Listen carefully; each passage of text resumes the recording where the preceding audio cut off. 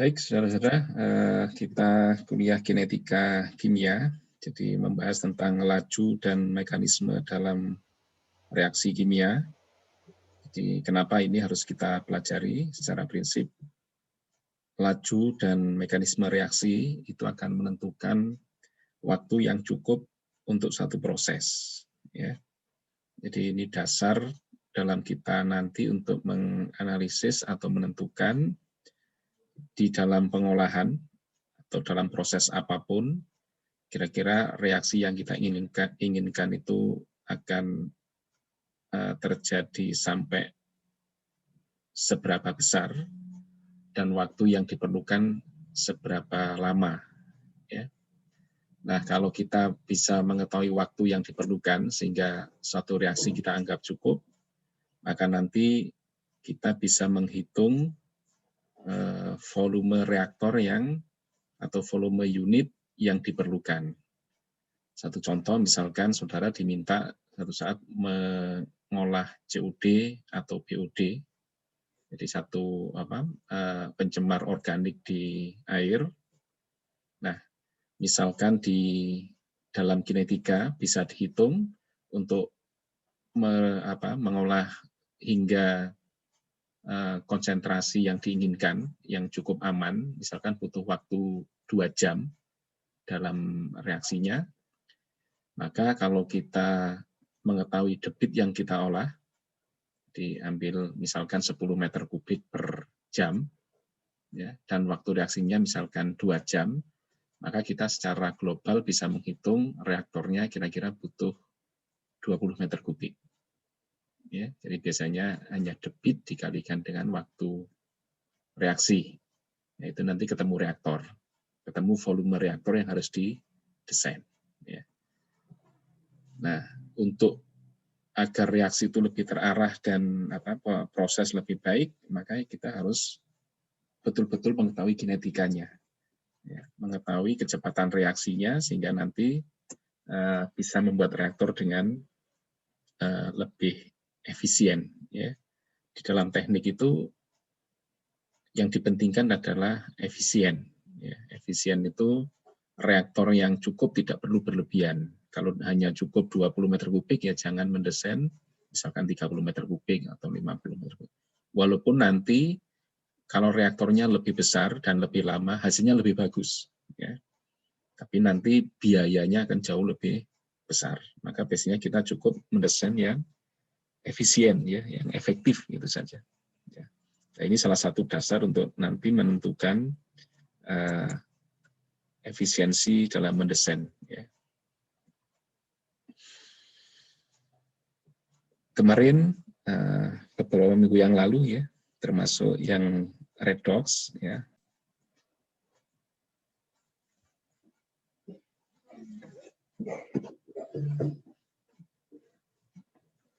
Mohon maaf tadi terputus, ya. Jadi gitu.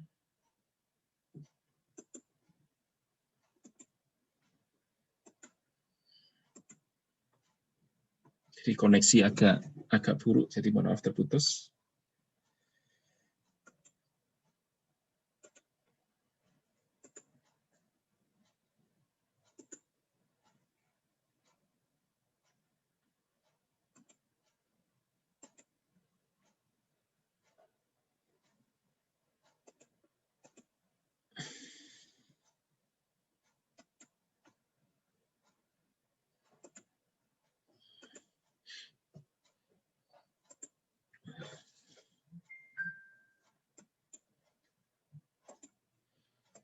Baik, saya lanjutkan, ya. Jadi perubahan kimia secara sederhana ditulis dalam bersama reaksi dengan koefisien yang seimbang atau yang biasa kita sebut dengan stoikiometri. Namun stoikiometri ini tidak dapat menjawab paling tidak 3 hal ini. Jadi seberapa cepat reaksi berlangsung, padahal kecepatan reaksi ini kita perlukan dalam mendesain. Ya. Kemudian bagaimana konsentrasi atau komposisi reaktan dan produk saat reaksi selesai atau kita hentikan atau kita anggap selesai. Ya. Karena kadang-kadang di dalam mengolah itu tidak harus semuanya terolah, cukup, konsentrasinya turun sampai memenuhi baku mutu, dianggap selesai. Ya.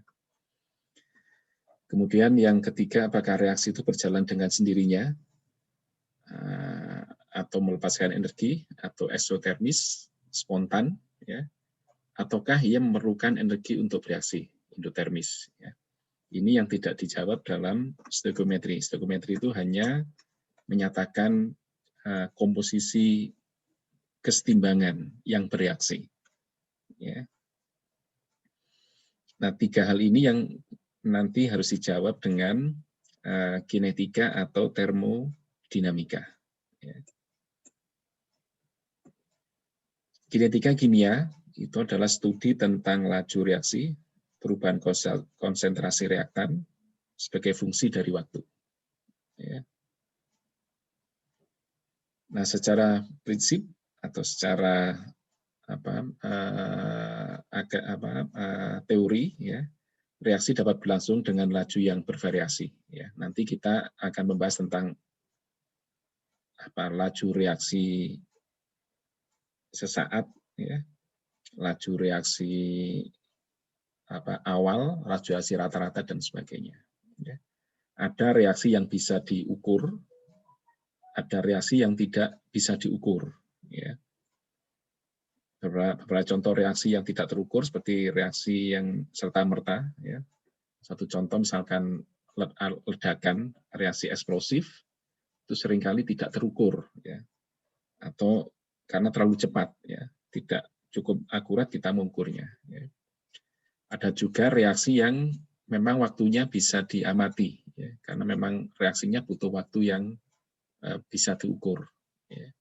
Contoh pembakaran, ya. Pembakaran bahan bakar di mesin itu walaupun dia cukup cepat, tapi cukup bisa diukur. Ya, sehingga kita bisa melakukan pengelolaan, melakukan efisiensi, ya, mengatur reaksinya di mesin, ya, itu. Ada juga reaksi atau termasuk reaksi COD-BOD ini yang punya waktu yang bisa diukur, ya, sehingga kita bisa merekayasa di sana.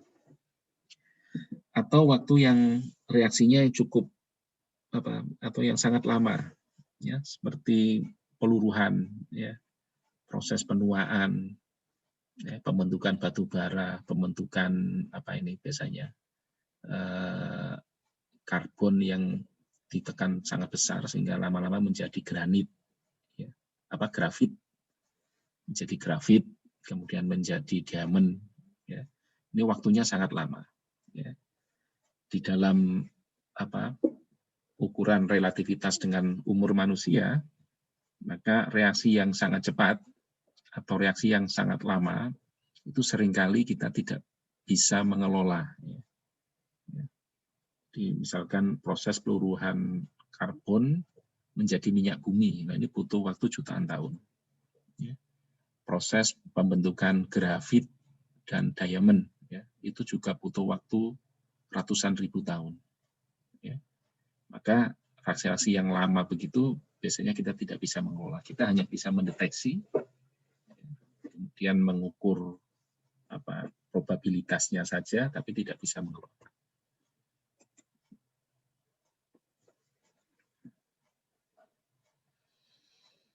Kemudian beberapa faktor yang mempengaruhi laju reaksi, ya, yang pertama adalah kondisi.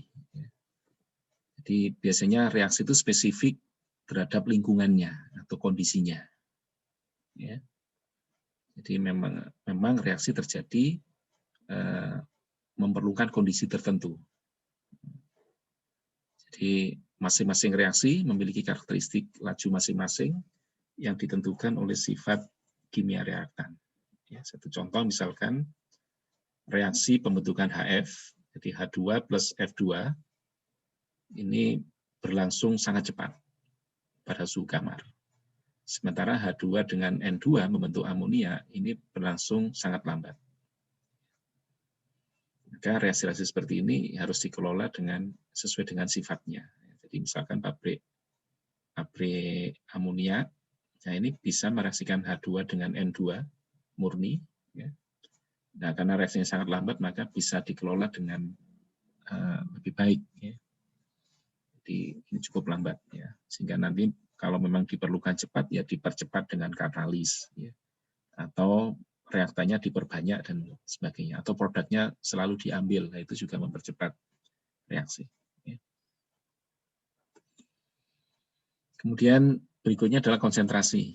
Ya. Dalam hukum Le-Chatelier atau asas Le-Chatelier dijelaskan bahwa jumlah zat yang bereaksi itu akan berpengaruh pada kecepatan reaksi. Jadi penambahan zat reaktan itu akan mempercepat reaksi ke arah produk, ya, atau menggeser kesetimbangan ke arah produk. Ya. Pengambilan produk itu juga menggeser reaksi lebih cepat ke arah pembentukan produk. Ya, jadi kadang-kadang reaksi itu dipercepat dengan cara menambahkan reaktan lebih banyak. Ya.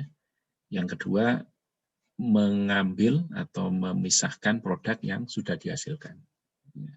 Karena kadang-kadang reaksi itu akan berhenti karena terbentuk kesetimbangan antara produk dan reaktan komposisinya. Sehingga agar reaksi terus berlangsung, maka produknya harus selalu diambil. Ya. Gitu, ya. Kemudian keadaan fisik. Jadi secara prinsip molekul-molekul harus bercampur agar dapat bertumbukan. Ini penting nanti di dalam saudara mendesain unit pengolahan, maka harus membuat desain atau bentuk bangunan pengolah, ya, unit pengolah itu agar seluruh zat yang saudara reaksikan, termasuk air itu ya, air yang mengandung limbah kemudian ditambahkan pengolahnya, itu harus tercampur baik, ya, sehingga terjadi reaksi yang merata. Jangan sampai nanti mendesain karena alirannya tidak diperhatikan, ada bagian yang dead end. Dead end itu bagian yang terisi air tapi tidak pernah mengalir. Ya, jadi airnya tetap di situ, tidak pernah berganti karena dalam aliran dia tidak termasuk atau hanya dilewati, tidak termasuk dalam daerah aliran. Ya. Biasanya terjadi di pojokan, gitu. Di sudut. Ya, kalau alirannya di atas maka di bawah bisa dead end, ya, sudut bawah. Ini nanti harus dilakukan ya. Kadang-kadang kita sudah mendesain volumenya betul, dihitung betul, tapi reaksinya tidak terjadi seperti yang diinginkan karena banyak dead end itu tadi. Banyak area-area yang tidak teraliri atau tidak tercampur dengan baik. Ya. Nah, kadang-kadang kalau didesain secara fluida itu tidak terpenuhi, ya kita harus menambahkan pengaduk misalkan. Ini dalam rangka untuk mencampur agar lebih baik, ya. Karena kalau sudah tercampur dengan baik maka reaksi itu akan berlangsung efektif. Dan yang berikutnya adalah temperatur. Jadi molekul harus bertumbukan dengan energi yang cukup. Jadi temperatur itu kita menambahkan panas agar pergerakan molekul yang zat yang bereaksi itu lebih cepat. Tapi dengan catatan bahwa ini adalah reaksi endotermis atau reaksi yang memerlukan energi.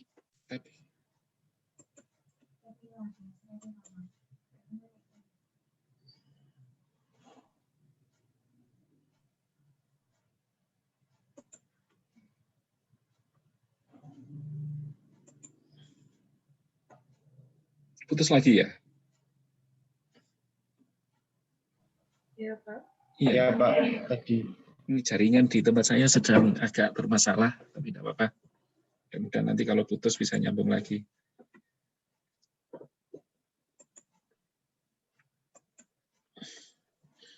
Baik ya, jadi ini temperatur itu penting kalau reaksinya memang endotermis. Ya. Tapi kalau reaksi-reaksi yang eksotermis, maka menaikkan temperatur itu justru akan memperlambat reaksi. Dan untungnya beberapa reaksi di lingkungan seperti pengolahan COD, POD, karena itu memang biasanya menggunakan mikroorganisme, ini temperatur harus dijaga baik. Ya, memang dia kadang-kadang butuh lebih hangat, tapi jangan terlalu panas karena makhluk hidup itu dia punya kondisi optimum untuk panas optimum untuk dia bekerja dengan baik ya. Kalau terlalu panas dia menjadi mati, terlalu dingin dia menjadi tidak aktif. Ini juga nanti harus dipelajari. Nanti saudara akan dapat kuliah ini di pengolahan secara biologi. Ya. Jadi temperatur itu tidak sembarangan. Kalau hanya reaksi kimia biasa, cukup nanti dilihat apakah dia eksotermis atau endotermis. Kalau reaksinya ternyata endotermis, maka temperatur saudara naikkan, itu menjadi lebih cepat reaksinya. Makin tinggi ya makin bagus. Ya.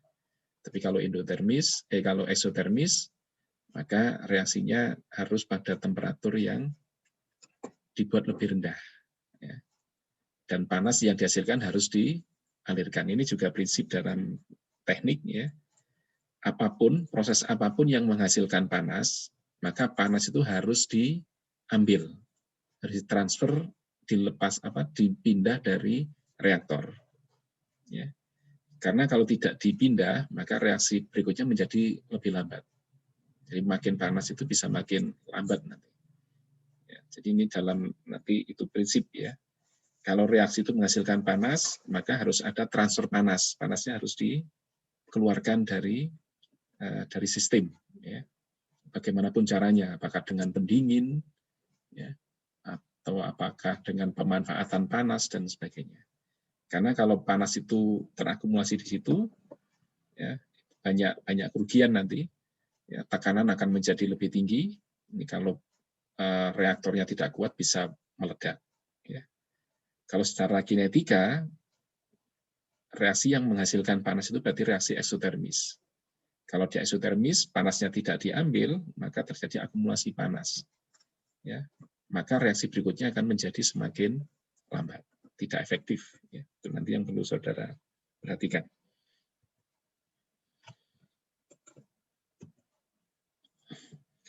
Kemudian bagaimana mengekspresikan laju reaksi, saya kira sudah kita pelajari ya dari sejak awal, mungkin sudah di SMA sudah belajar ini, di kimia di tahap persiapan sudah belajar ini. Ya. Jadi secara prinsip bahwa laju itu adalah skalar, ya, bukan vektor. Jadi laju gerak, perubahan posisi, ya. Tapi kalau posisi itu hanya diukur sebagai jarak 2 titik, maka dia bisa jadi vektor, ya. Kalau memperhatikan arah, ya. Tapi kalau arahnya tidak diperhatikan, maka dia skalar. Laju reaksi karena memang dia tidak eksplisit menyatakan arah, maka juga dinyatakan sebagai perubahan skalar. Kalau yang vektor biasanya dinyatakan sebagai kecepatan. Ya. Jadi kalau laju reaksi adalah perubahan konsentrasi terhadap perubahan waktu. Ya. Atau delta A per dt atau delta B per delta T, ya, dan seterusnya di sana. Ini kalau suatu reaksi A menjadi B, jadi ada bahan A, kemudian reaksi menjadi B, maka nanti sebagai acuan atau sebagai perjanjian saja bahwa reaktan itu selalu berkurang, produk selalu bertambah dalam reaksi, sehingga delta A itu punya notasi negatif dan delta B-nya punya notasi positif. Artinya kalau notasinya negatif itu artinya ini perubahan reaktan. Kalau notasinya positif atau tidak ada notasi begini, itu berarti perubahan produknya. Ya. Ini satu contoh, ya. Nanti kita akan mengenal laju reaksi rata-rata, laju reaksi instan, dan laju reaksi awal. Ya. Ini contoh ada etena diozonasi, ya, dihasilkan dengan ozon, membentuk oksiran. Ya. Jadi C2H4O. Ya. Nanti coba direka-reka itu kira-kira strukturnya bagaimana. Kalau C2H4 dia punya ikatan rangkap 2, ya, etena, ya. C2H4O, nah O itu nanti akan membentuk oksi, ya. Jadi O ini terikat satunya ke C1, yang satunya ke C2, sehingga membentuk siklus, ya, siklik segitiga atau oksi, makanya dinamakan oksiran plus O2. Nah, kalau satu reaksi begini, maka kita punya mungkin 3 pilihan, ya. Tapi biasanya 2 karena yang diketahui itu reaktannya.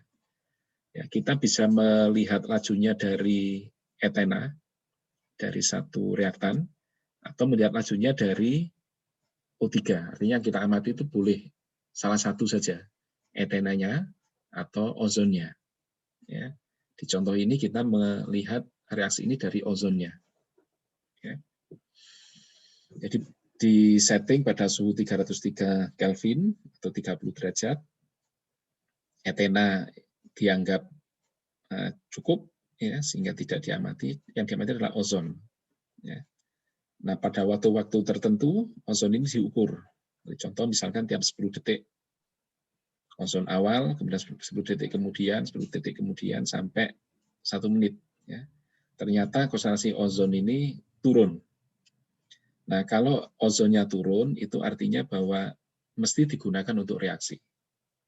Di dalam stoikiometri kita bisa menghitung setiap 1 mol ozon yang bereaksi, itu berarti bereaksi dengan 1 mol etena. Seterusnya. Kalau hilang 2 mol, berarti etennya juga berkurang 2 mol, dan seterusnya. Oke. Nah, oksiran yang terbentuk, nah itu bisa dihitung dengan stoikiometri sebenarnya. Jadi ini.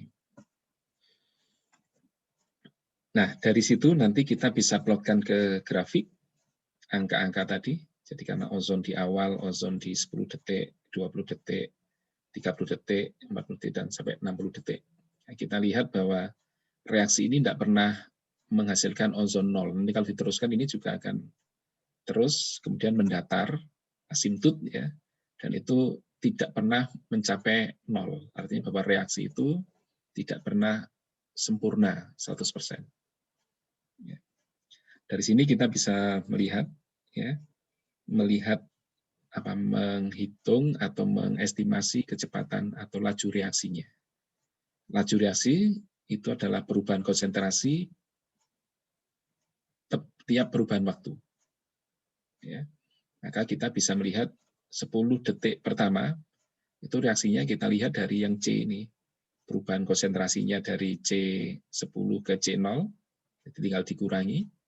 Waktunya dari 0 sampai 10. Ya. Ini ketemu C. Ini atau dinyatakan sebagai slope itu, kemiringan. Reaksi yang 10 sampai 20 ini juga bisa kita hitung, ya. 20 detik sampai 30 detik kita bisa hitung, ya. 30 sampai 40 kita hitung, ya. D atau E ini 50 sampai 60. Ya, kita lihat bahwa kemiringannya berbeda. Di awal cukup curam, ya, tapi begitu nanti mendekati makin lama, ya, itu nanti kemiringannya makin mendatar. Ini artinya bahwa laju sesaat atau laju yang kita ukur, laju instannya, itu makin lama makin lambat. Ini yang C, D, E atau terukur pada kurun waktu tertentu ini dinamakan laju sesaat atau laju instan. Ya. Ada laju rata-rata. Rata-rata itu ya tinggal kita, sebenarnya laju instan tapi yang di rata-rata. Dari C, D, E, F, G misalkan gitu ya, dari setiap 10 detik ini di rata-rata. Ini menjadi laju rata-rata. Contoh misalkan di sini rata-rata selama 60 detik, ya berarti yang B ini. Perubahan ke 60 dibagi dengan perubahan waktu. Ini rata-rata. Ya. Nah, ada juga yang namanya laju awal. Laju awal itu laju ketika reaksi itu saat terjadi awal. Dan itu biasanya tidak terukur. Laju awal ini nanti laju estimasi dari persamaan laju yang kita peroleh, kemudian kita mengukur, menghitung untuk yang awal saja, ketika konsentrasi masih belum, atau masih kondisi saat reaksi awal, gitu ya. Jadi ini A namanya, yang A ini. Ini secara eksperimen tidak pernah bisa dijumpai. Ya, ini nanti biasanya hasil hitungan matematik. Ya. Dan di antara seluruh laju ini, maka laju yang paling besar itu adalah laju awal. Ya, ini bisa lihat dari slope. Nanti slope, kalau persamaannya ketemu, kita bisa melihat slope itu dimanapun. Ya. atau kemiringan ini dimanapun ya, atau gradien ya. Jadi ini. Jadi dalam reaksi apapun, laju yang paling besar adalah laju awal, ya, tapi tidak bisa diamati. Begitu ya. Itu yang dimaksud dengan laju awal, laju sesaat, dan laju rata-rata. Nah, mana yang paling berguna dalam pengolahan atau membuat satu reaktor? Ya, biasanya kita itu kalau misalkan ini saya rubah menjadi pencemar, maka kita harus menentukan pencemar awalnya berapa, yang akhir itu berapa. Ya, misalkan kita mengolah BOD awalnya 10, target kita misalkan 2, ya sudah, 10 sampai 2 ini, kemudian kita coba uji lajunya, ya dengan sesaat begini. Nah, kira-kira sampai 2 itu grafiknya seperti apa? Ya. Nah, setelah grafiknya seperti apa, ketemu waktunya. Ini yang paling penting, sehingga sebenarnya dalam desain, ya, itu yang paling diperlukan adalah laju rata-rata ini. Jadi laju sesaat, tetapi sampai waktu tertentu saja. Ya. Maka nanti yang paling berguna ini, ya. Ini dalam pengolahan. Ya. Nah, waktu ini yang menjadi waktu berguna dalam mendesain. Jadi ketemu laju rata-rata, tapi harus menentukan dulu terakhirnya itu sampai mana kita hentikan. Ya. Jadi itu, ya. Ini saya kira juga hanya mengulang saja, ya. Tapi apa fungsinya itu yang paling penting nanti. Ya. Jadi laju bisa kita ekspresikan. Ada yang kalau itu diekspresikan sebagai reaktan, itu maka notasinya adalah negatif. Ya, dari tadi. Kalau ekspresinya dalam produk, maka dia notasinya positif. Ya, jadi positif atau negatif itu hanya arah reaksi saja. Kalau reaksi itu ke kiri, ya berarti negatif. Kalau reaksi menuju produk, berarti ya positif itu saja. Ya. Maksudnya kalau yang bereaksi yang kita hitung reaktannya maka negatif, kalau yang hitung produknya kita nyatakan positif. Nah, terus apa hubungannya dengan stoikiometri? Ini yang contoh satu tadi, kalau secara stoikiometri dia 1:1. Contoh kedua, H2 dengan I2 menjadi 2HI, itu stoikiometrinya 1 mol dengan 1 mol menjadi 2 mol. Artinya bahwa setiap 1 mol H2 yang bereaksi dengan 1 mol I2 itu menghasilkan 2 mol HI. Ya, setiap 1 mol I2 yang berkurang itu pasti dibarengi atau dihasilkan 2 mol HI. Sehingga perbandingannya 1:2. 1 mol I2 berbanding dengan 2 mol HI. 1 mol H2 berbanding dengan 2 mol HI. Nah, ini kalau dinyatakan ya sama saja. Kalau H2 berubah 1, maka HI berubah 2. Artinya bahwa H2 itu perubahannya setengah HI. Selalu begitu, selalu setengahnya. Ya. HI itu berubahnya 2 kali H2. Ya, ini kan hanya pernyataan matematik. Ya, dari itu. Jadi secara matematik, laju masing-masing kompartemen atau laju masing-masing reaktan atau produk itu berbanding dengan stoikiometrinya. Ya, harus proporsional dengan stoikiometrinya.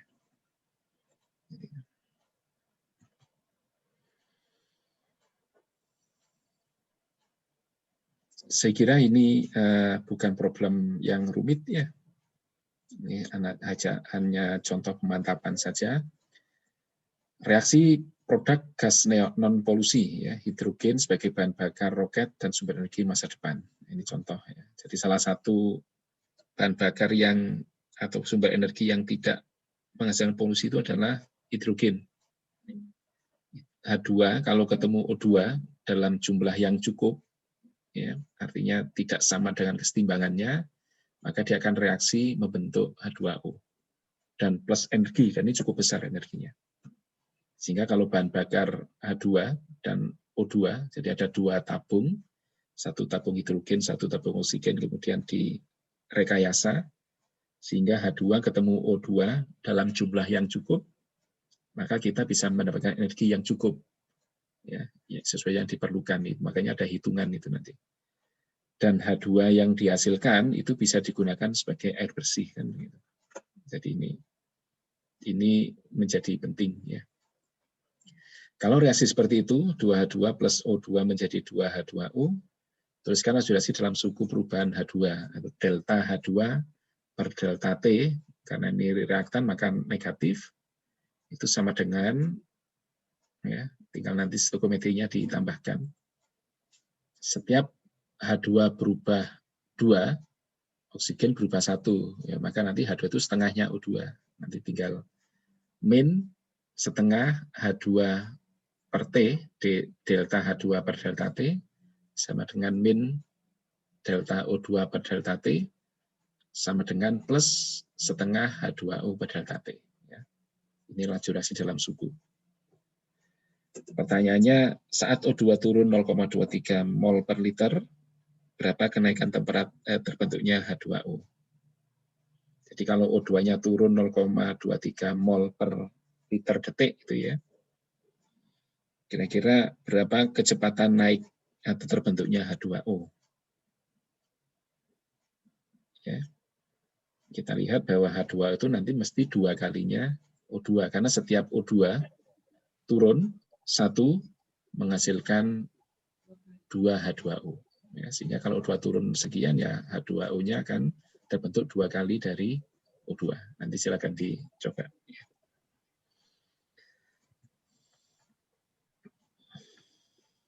Nah, di dalam persamaan laju itu ada komponen persamaan laju, ya. Jadi ini DC per DT atau DA per DT atau DB per DT boleh, ya. Ada K, ini persamaan umum, ya. Kemudian kali konsentrasi A, kalikan M, kalikan konsentrasi B pangkat N. Nah, K ini adalah konstanta laju reaksi atau dinamakan konstanta proporsionalitas. M dan N itu adalah orde reaksi. Ya. Jadi orde itu sejauh mana laju reaksi dipengaruhi oleh konsentrasi masing-masing reaktan. Kalau ordenya misalkan 2, M-nya 2, itu berarti reaktan yang berkontribusi dalam reaksi itu selalu 2-2. Ya. Kalau dia 1, biasanya juga 1. Sehingga nanti karena dia 2-2 atau pangkat 2 begitu, makin banyak ya makin cepat. Ya. Jadi ini ya. Jadi di dalam komponen persamaan laju itu ada laju, ada orde reaksi, dan ada konstanta laju. Ini yang menjadi penting nanti dalam saudara membuat atau mendesain reaktor. Ya. Kalau kita tahu suatu reaksi, tahu konstantanya, tahu ordenya, maka kita bisa menghitung reaksi itu sesuai dengan yang kita butuhkan. Ya, dalam pengolahan atau apapun lah.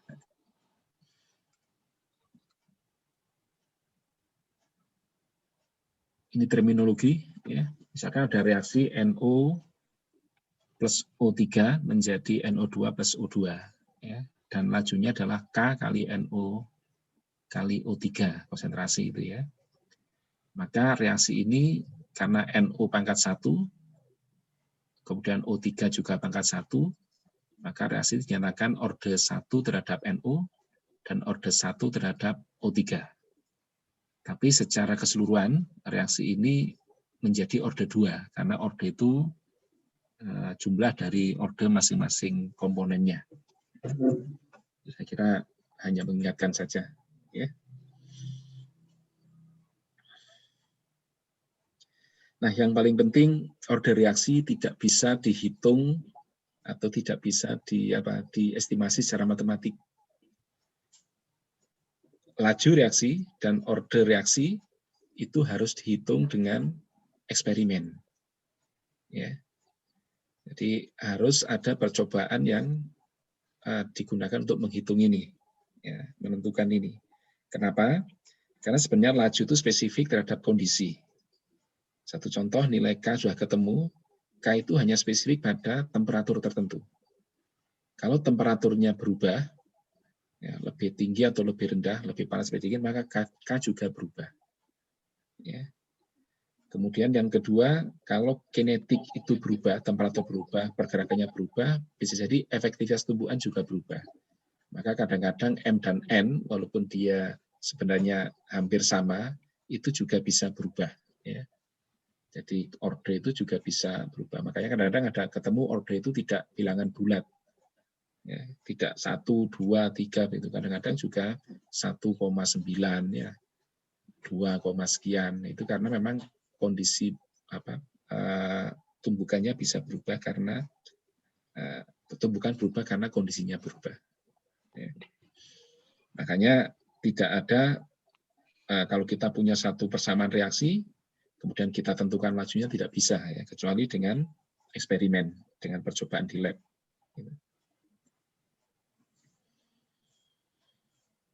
Nah, ini satu contoh ya, satu contoh menentukan reaksi dari data-data laju reaksi awal. Ya. Jadi ada eksperimen O2, kemudian reaksi dengan NO, ya. Tidak ada reaksi lain, ya, menjadi NO3 biasanya, atau NO2, ya. Jadi kondisi konsentrasi awal reaktan bisa disetting dalam eksperimen. Jadi sekian mol O2 ditambahkan pada sekian mol NO.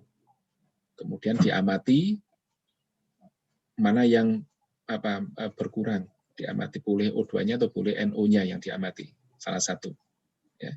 Dan dihitung, nah ketemu laju awalnya sekian. Kalau eksperimen yang kedua, O2-nya dibuat lebih banyak 2 kali. Ya, NO-nya tetap ketemu, ternyata lajunya juga berubah sekian, ya, dan seterusnya di sana. Ya, kalau ini dulu karena ini data-datanya bisa digunakan untuk memahamkan saja, bukan untuk eksperimennya ini ya. Ini sebenarnya dari eksperimen. Dari sini kita bisa menghitung sebenarnya ya. Di cara mudahnya ya cari yang kalau ingin menghitung orde untuk O2, maka cari NO-nya yang sama. Ya, sehingga lajunya bisa diketahui. Kalau mencari data orde untuk yang NO, cari yang O2-nya sama. Jadi kita cukup sebenarnya 4 percobaan. Ya. Percobaan 1 dan 3 itu menentukan orde untuk NO. Percobaan 1 dan 2 ya itu boleh menggunakan untuk menentukan ordenya O2. Jadi 3 percobaan cukup ini sebenarnya. 4 dan 5 untuk verifikasi biasanya. Ya. Nah, dari sini saudara mestinya bisa menghitung nilai M, nilai N, dan nilai K. Ya. Jadi kalau K itu dihitung dari 2 laju. Ya. Kalau 2 laju sudah diketahui, M-nya tahu dan N-nya tahu, maka K mesti tahu, tinggal dibagi saja. Ya. Coba nanti silakan dicoba sendiri. Kalau ada pertanyaan nanti silakan dimasukkan di forum diskusi ya.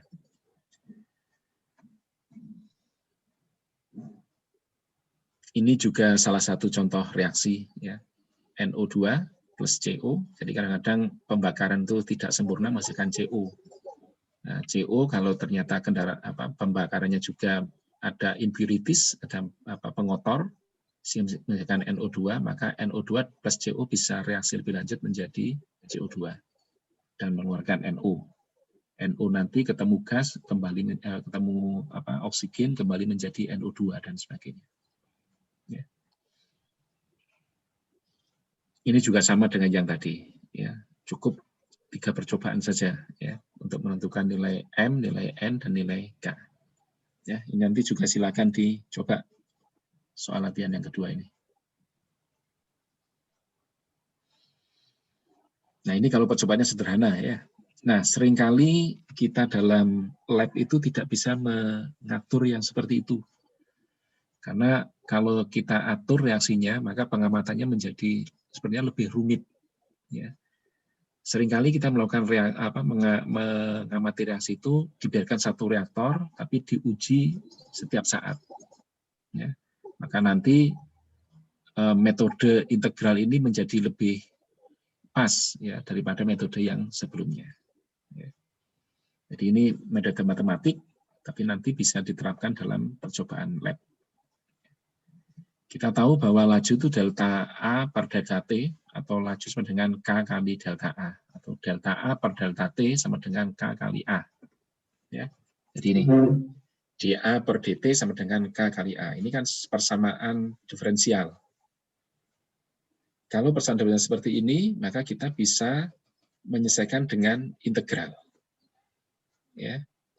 Maka dA sama dengan K kali A dt. Nah, A kalau kita pindahkan ke sini, maka dA per A sama dengan K dt. Ya. Ini mestinya pakai papan tulis ya. Atau pakai apa yang bisa menulis begitu. Ya. Mudah-mudahan saudara paham saja. Nanti kalau enggak, minggu depan saya upayakan untuk menjelaskan kembali. Dengan asumsi A pangkat N. Ya. Kalau N-nya sama dengan 1, maka hanya A saja ini. Ini bisa dipindah ke bawah, yang ini pindah ke sana. Maka dA per A sama dengan K kali dt. Ini kalau diintegral hingga A0 sampai AT, ketemu ln A0 per AT sama dengan K kali T. Ya, ini integral saja, pangkat 1. Ya. Sehingga laju reaksi order itu bisa dituliskan sebagai ln A0 min ln AT sama dengan K kali T. Nah, kalau ordernya bukan 1, order 2, ya sama saja. Ini tinggal dipindah.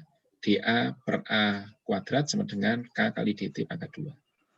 Kalau diintegrasi pangkat 2, pangkat seper A pangkat 2, itu menjadi seper AT min seper A0 kali KT. Ya, ini reaksi untuk pangkat 2. Ya. Nah, di dalam eksperimen nanti kita boleh mencoba, boleh pangkat 0 juga boleh dimasukkan. dA per dt sama dengan K kali A pangkat 0, berarti 1. Maka dA per 1 sama dengan K kali dt. Ya, sehingga A sama dengan K kali C. Jadi kalau pangkat 0 itu berarti tinggal persamaannya diolah begitu ya. Nah, di dalam percobaan nanti mana yang lebih dekat terhadap garis linearnya. Ya. Jadi apakah lebih linear A sama dengan K kali T, A kali T ya, atau lebih linear sebagai ln A dengan T, atau linear seper A dengan T. Ya, nanti kan ini mesti linear harusnya. Kalau ln A dengan T linear, maka dia ikut order 1. Kalau A dengan T linear, maka dia order 0. Nanti kalau ini pakai 0, maka A dengan T linear. Ya. A dengan T, ya, nanti langsung. Kalau seper A dengan T yang linear, berarti dia order 2. Dan satu bocorannya ya, yang paling banyak reaksi di alam itu adalah order 1. Sehingga nanti saudara akan lebih banyak berhubungan dengan yang ln ini. Ln A per ln AT sama dengan KT. Jarang sekali order 0 atau jarang sekali order 2. Ya, makanya nanti hampir semua reaksi di pengolahan lingkungan adalah order 1, hampir semua. Ya. Jadi cukup nanti kita menghubungkan kalau dia delta fungsi waktu itu berhubungan dengan perubahan konsentrasi dengan hitungan ln, maka dia sebenarnya order 1. Ya.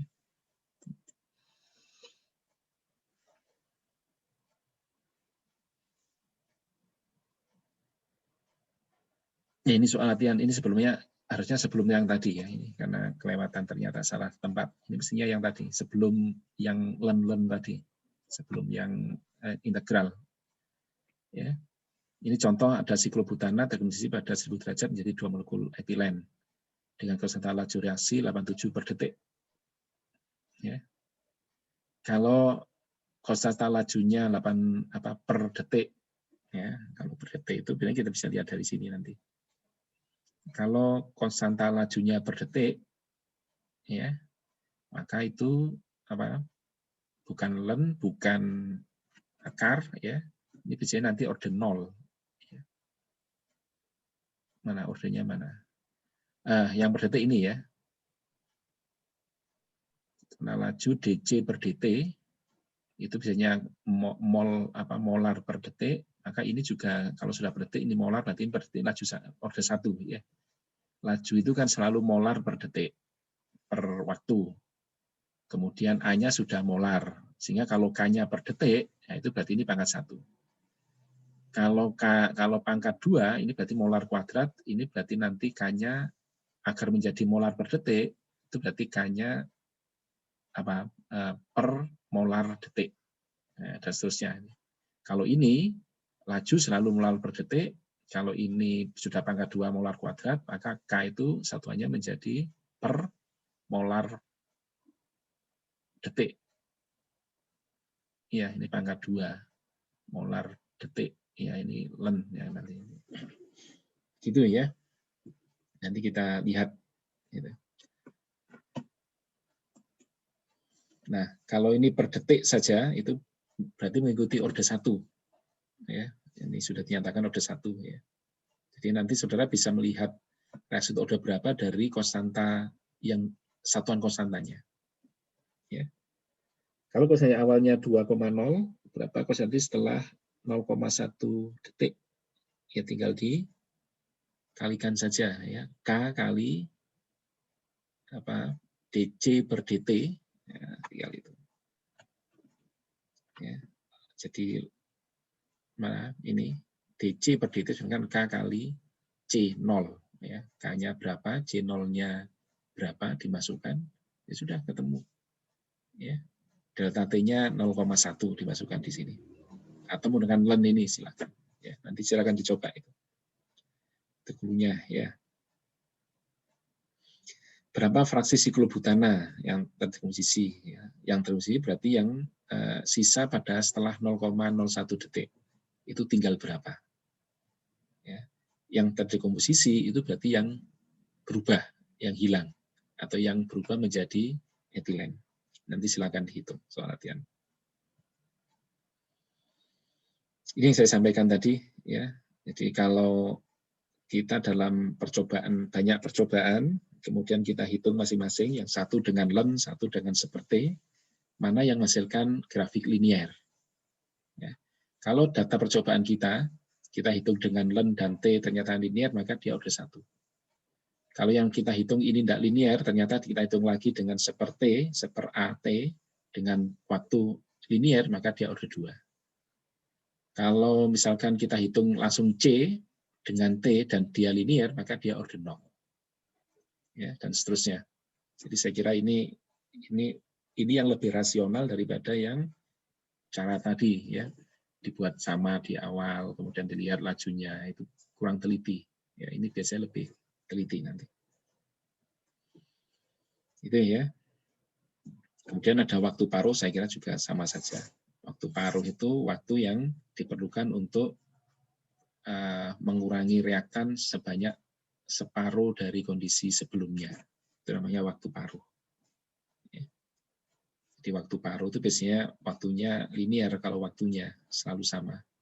Itu menghasilkan separuh dari kondisi sebelumnya. Ya.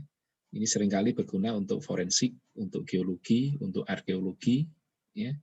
Kita tidak jarang sekali menemui kondisi awalnya. Yang diketahui kondisi di tengah-tengah begini. Ya, makanya biasanya hanya dihitung, kalau sekarang ketemu berapa, misalkan sekarang ini tersisa karbon awalnya tersisa misalkan 25%. Ya. Nah, kita tunggu reaksinya sampai dia menjadi 12,5%. Itu butuh waktu berapa? Nah, waktu paruh ini nanti digunakan untuk menghitung ulang ke belakang.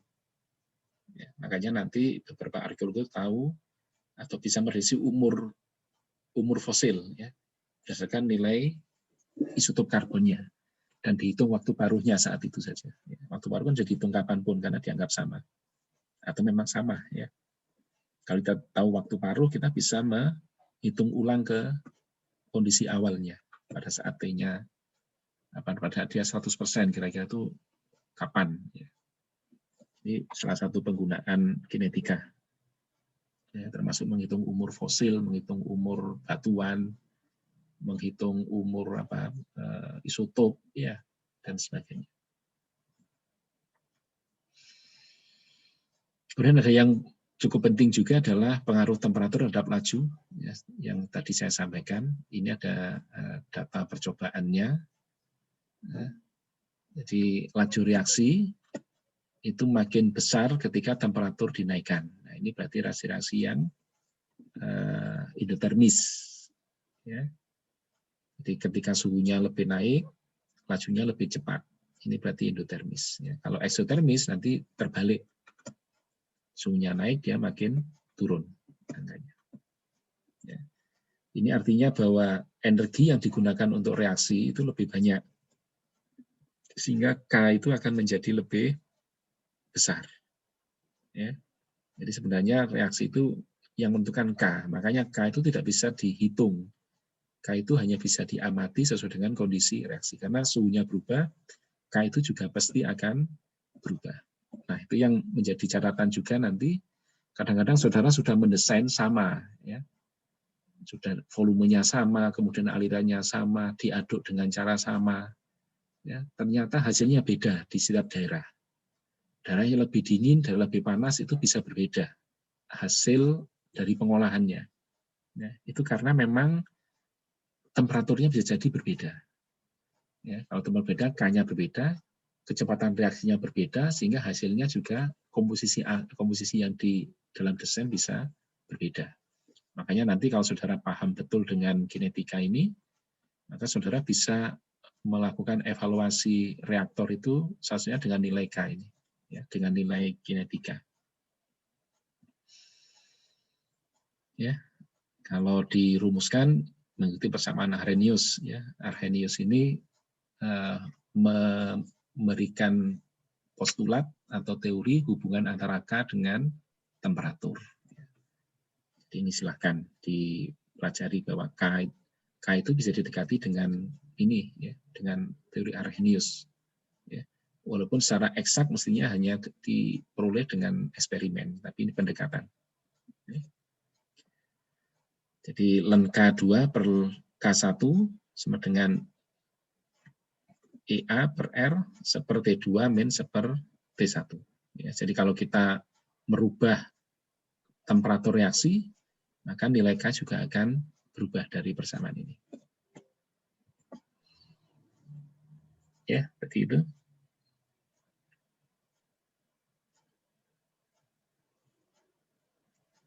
Karena ini pengaruhnya pada collision, ya, collision tumbukan. Reaksi itu hanya terjadi kalau molekulnya tumbukannya efektif. Nah, tumbukan itu akan makin cepat kalau masing-masing molekul punya energi yang lebih besar. Ya, kalau dia endotermis, ya. Kalau eksotermis biasanya karena melepaskan energi dia menjadi lebih lambat kalau energinya makin besar. Jadi dengan nambah temperatur biasanya kolisinya menjadi lebih efektif di sana. Ya. Ya.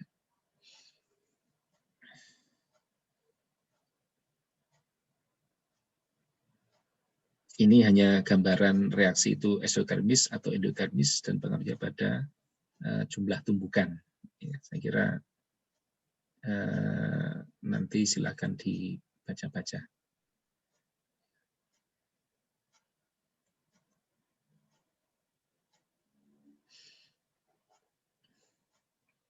Jadi reaksi itu hanya terjadi efektif kalau energinya cukup dan orientasi molekulnya yang tepat.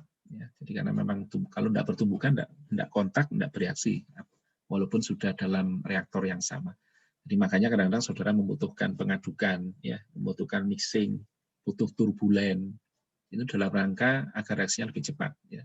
Di contoh saudara melakukan koagulasi, flokulasi itu, ya, ketika mencampur koagulan dengan bahan yang mau diendapkan, ya, dengan COD, BOD, maka perlu pengadukan cepat. Mengaduk cepat itu dalam rangka agar ada energi yang cukup, ada gerakan yang cukup dari reaktor-reaktor untuk saling bertumbukan. Ini kalau sudah bereaksi, bertumbukan, saling mengikat, baru nanti pengaduknya diperlambat, itu agar memberi kesempatan untuk dia mengendap. Ya, makanya nanti flokulasi-flokulasi itu ada pengadukan cepat, ya, ada pengadukan lambat, satunya lebih dari 600 rpm, mungkin sekitar hampir 1000, ya, yang satunya di bawah 100 rpm. Ya. Jadi ini.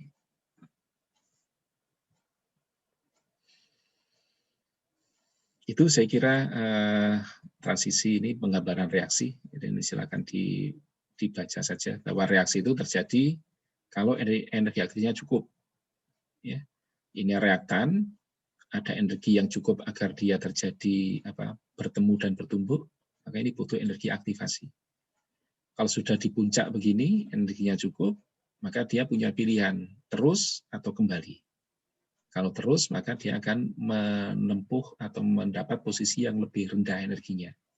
Ini berarti reaksinya terjadi ya, karena kondisi awal dan akhir lebih rendah yang akhir, maka delta H-nya menjadi negatif. Kalau delta H negatif, maka terjadi pelepasan energi di sana. Ini yang dinamakan reaksi eksotermis. Eksotermis melepas energi dan dia terjadi spontan. Spontan artinya bahwa ini ke sana, begitu sudah terjadi, ya sudah akan terus terjadi. Ya. Energi yang dihasilkan ini digunakan sebagai energi aktivasi berikutnya. Ya. Makanya begitu ada kayu dan oksigen ketemu, itu tidak terbakar karena tidak cukup energi aktivasi. Jadi begitu saudara menambahkan api, energi suhu yang tinggi di sana, maka terbakar. Nah, setelah membakar kayu sedikit, menghasilkan energi, energinya digunakan untuk membakar yang berikutnya, aktivasi berikutnya. Makanya kayu itu kalau terbakar bisa sampai habis, ya. Karena hasil panas yang dihasilkan di reaksi awal digunakan di reaksi berikutnya. Dan ini dinamakan reaksi eksotermis, reaksi spontan, ya. Walaupun dipicu dengan energi tertentu, ya. Beda dengan ini. Kalau ini tuh energinya diperlukan betul, ya, untuk dia ke sana. Nah, ini butuh energi sebesar ini dan butuh aktivasi sebesar ini. Maka ini dinamakan reaksi tidak spontan. Kalau energinya tidak cukup, yang ditambahkan sana reaksi tidak terjadi. Ya. Jadi ini dinamakan reaksi endotermis, butuh energi. Yang ini eksotermis, ya seperti yang tadi. Yang ini reaksi dengan energi aktivasi yang cukup kecil. Dia eksotermis dan tidak terlalu butuh energi aktivasi, maka ini bisa sangat cepat. Reaksi yang seperti ini kadang-kadang tanpa dipicu pun terjadi reaksinya. Ya. Jadi ClO menjadi Cl2 dan O2 ini cepat sekali. Ya. Walaupun misalkan tidak ada pemicu. Ya. Hanya ClO ini harus disimpan pada energi yang cukup rendah. Kalau tidak, maka dia akan segera berubah menjadi Cl2. Ya.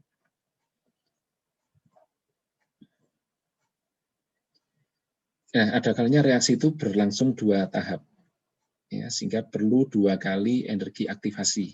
Ya. Satunya cukup besar, ya, satunya cukup kecil. Ya. Tapi kalau reaksi ini sudah berlangsung, maka sisa energi ini bisa digunakan untuk reaksi berikutnya.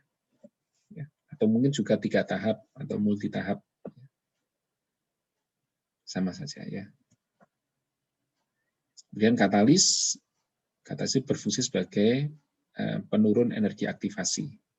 Ya, jadi dengan katalis maka tidak perlu aktivasi yang terlalu besar. Jadi itu tentang kinetika dan laju reaksi. Ya, nanti di dalam percobaan nanti harusnya kita selalu menggunakan yang ini. Ya. Kecuali untuk percobaan sederhana nanti di dalam saudara mencoba pengolahan limbah dan sebagainya, maka ini cukup penting. Ya. Nanti akan diperdalam lagi di konversi pencemar secara fisik kimia, ya, di kuliah berikutnya. Ya, ini yang orde 3 ya, dan seterusnya. Ya.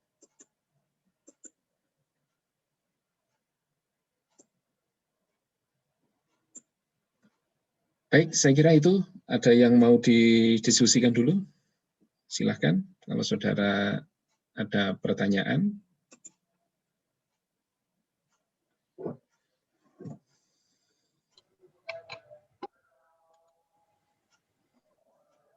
Sudah, cukup. Kalau cukup, nanti yang latihan itu silahkan dipelajari, ya, dikerjakan. Kalau ada yang sulit, nanti didiskusikan dengan teman-temannya. Kalau memang ada hal yang belum dipahami, silakan ditulis di forum diskusi, saling dijawab, nanti saya hanya menambahi saja. Baik, itu